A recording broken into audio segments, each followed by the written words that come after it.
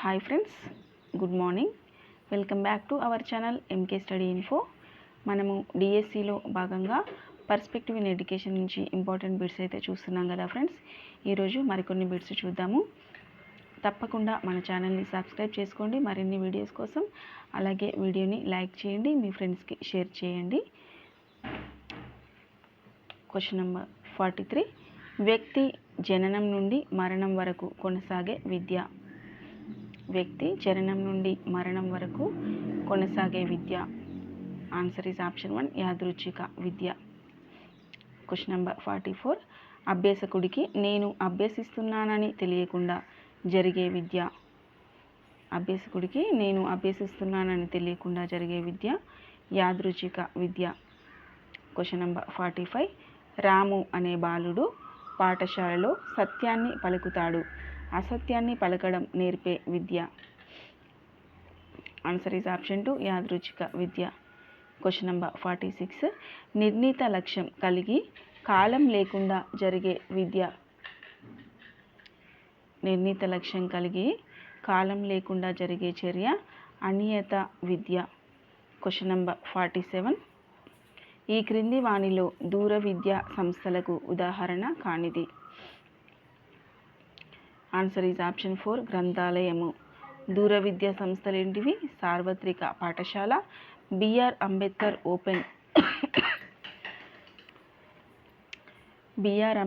Open విశ్వవిద్యాలయము, IGNOU, Indira Gandhi national open university. Question number 48. BRAOU ఎక్కడ కలదు? Answer is option 2, Hyderabad. Question number 49. BRAOU ఎప్పుడు ఏర్పాటు చేశారు? Answer is option 3, 1982. Question number 50. ప్రపంచంలో అతిపెద్ద సార్వత్రిక విశ్వవిద్యాలయము. Answer is option 2, IGNOU. Question number 51. ఐజీఎన్ఓయును ఎప్పుడు ఏర్పాటు చేశారు? ఇందిరాగాంధీ నేషనల్ ఓపెన్ యూనివర్సిటీని ఎప్పుడు ఏర్పాటు చేశారు? Answer is option 4, 1985. BR Ambedkar open యూనివర్సిటీని 1982లో, ఇందిరాగాంధీ ఓపెన్ యూనివర్సిటీని 1985లో. ఐజీఎన్ఓయును విస్తరించండి. Answer is option 3, Indira Gandhi national open university. Question number 53. విద్యను బోధనా ప్రక్రియగా భావిస్తే దానిని ఎన్ని ధృవాలుగా వర్గీకరించవచ్చును? Answer is option 3, 3 ధృవాలుగా వర్గీకరించవచ్చును. Question number 53. ఏ ధృవ ప్రక్రియలో ఉపాధ్యాయుడే విద్యా కేంద్రంగా సాధిస్తాడు? ఏ ధృవ ప్రక్రియ? ఏకధ్రువ ప్రక్రియలో విద్యార్థుడే విద్యారంగాన్ని శాసిస్తాడు. అంటే ఏకధ్రువం అంటే ఓన్లీ ఉపాధ్యాయుడు బోధిస్తుంటే వినాలి అంతే. Question number 55. ద్విధ్రువ ప్రక్రియ విద్యను ఎవరు ప్రతిపాదించారు? John Adams. ద్విధ్రువ ప్రక్రియను జాన్ ఆడమ్స్ ప్రతిపాదించారు. Question number 56.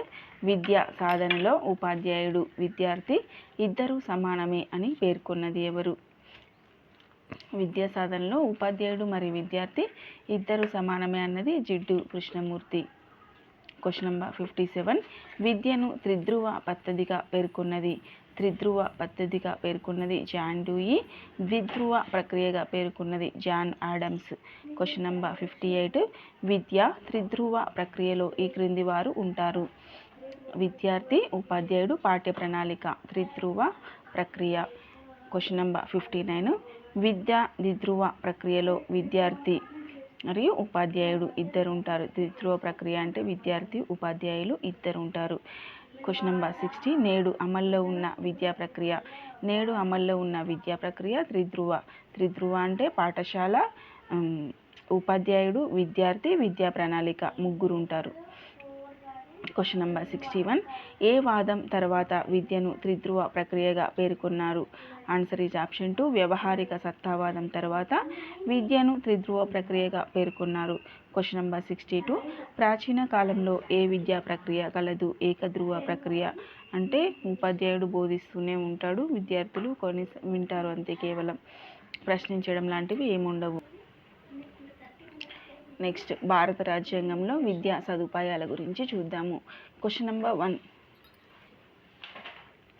రాజ్యాంగం అమల్లోకి వచ్చినప్పుడు విద్య అనేది ఏ జాబితాలో ఉండేది? రాజ్యాంగం అమల్లోకి వచ్చినప్పుడు విద్య రాష్ట్ర జాబితాలో ఉండేది. క్వశ్చన్ నెంబర్ 2, విద్య ప్రస్తుతము ఏ జాబితాలో కలదు? విద్య అనేది ప్రస్తుతము ఉమ్మడి జాబితాలో కలదు. క్వశ్చన్ నెంబర్ 3, ఏ రాజ్యాంగ సవరణ ద్వారా విద్యను ఉమ్మడి జాబితాలోకి మార్చారు? Question number answer is option 2, 42.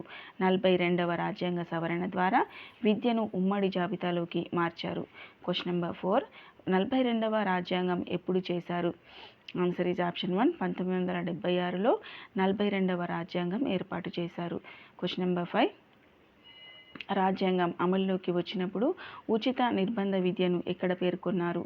రాజ్యాంగం అమల్లోకి వచ్చినప్పుడు ఉచిత విద్యను ఆదేశిక సూత్రాలలో పేర్కొన్నారు. ఈ ఆదేశిక సూత్రాలను మనము ఐర్లాండ్ నుండి స్వీకరించాము. క్వశ్చన్ నెంబర్ 6, రాజ్యాంగం అమల్లోకి వచ్చినప్పుడు ఉచిత నిర్బంధ విద్యను పేర్కొనే రాజ్యాంగ ఆర్టికల్. ఉచిత నిర్బంధను పేర్కొనే రాజ్యాంగ ఆర్టికల్ నంబర్ 45. క్వశ్చన్ నెంబర్ 7, ప్రస్తుతము ఉచిత నిర్బంధ విద్య పేర్కొనే ఆర్టికల్. ఉచిత నిర్బంధ విద్య పేర్కొనే ఆర్టికల్ ప్రస్తుతం వచ్చేసి 21A. Answer is option 2, 21A. Question number 8, ప్రభుత్వ విద్యాలయాల్లో మత బోధన నిషేధం సూచించే ఆర్టికల్. ప్రభుత్వ విద్యాలయాల్లో మత బోధనను నిషేధించే ఆర్టికల్ వచ్చేసి 28వ ఆర్టికల్ మత బోధనను నిషేధిస్తుంది. క్వశ్చన్ నెంబర్ 9, అల్పసంఖ్యాకులు వారి భాష, లిపి, సంస్కృతిని కాపాడుకోవచ్చు అని పేర్కొనే భారత రాజ్యాంగ నిబంధన. అల్పసంఖ్యాకులు వారి భాష, లిపి, సంస్కృతిని కాపాడుకోవచ్చని పేర్కొనే భారత రాజ్యాంగ నిబంధన 29వ నిబంధన. క్వశ్చన్ నెంబర్ 10, అల్పసంఖ్యాకులు విద్యాలయాలు స్థాపించుకోవచ్చు అని పేర్కొనే ఆర్టికల్. ఆన్సర్ ఈజ్ ఆప్షన్ 3, 30వ ఆర్టికల్. అల్పసంఖ్యాకులు భాష, లిపి, సంస్కృతిని కాపాడుకోవచ్చని పేర్కొనే ఆర్టికల్ వచ్చేసి 29. అలాగే విద్యాలయాలు స్థాపించుకోవచ్చని తెలిపేది 30వ ఆర్టికల్.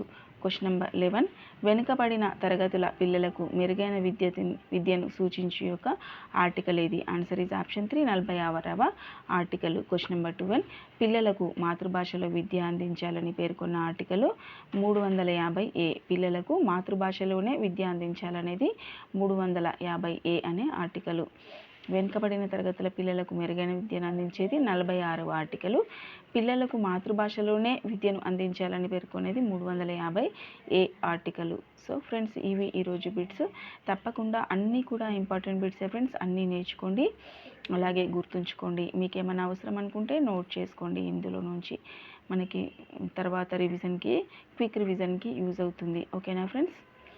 ప్రిపరేషన్ అయితే బాగా చేయండి. టెక్స్ట్ బుక్స్ బాగా చదవండి ఫ్రెండ్స్, ఎందుకంటే టెక్స్ట్ బుక్స్ నుంచి చాలా క్వశ్చన్స్ అడుగుతారు. మెయిన్గా 6th, 7th, 8th కాన్సన్ట్రేషన్ చేయండి. తర్వాత 9th, 10th చదవండి, ఎందుకంటే మన SGT వాళ్ళకి ఎక్కువ 6th, 7th, 8th నుంచి అడుగుతారు. ఓకేనా friends? Thank you for watching my video. Have a nice day. Please like the video.